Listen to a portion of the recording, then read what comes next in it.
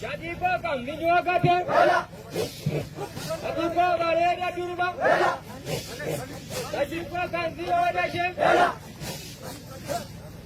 Jam makan. Kalau dah bicara kota.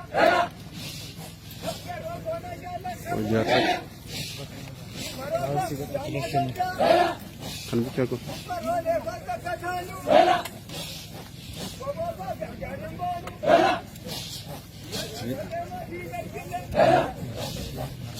Badan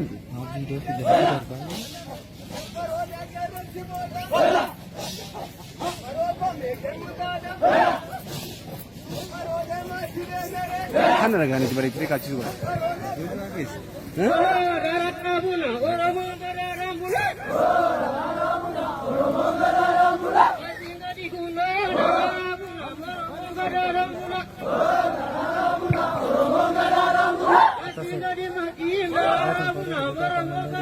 Ini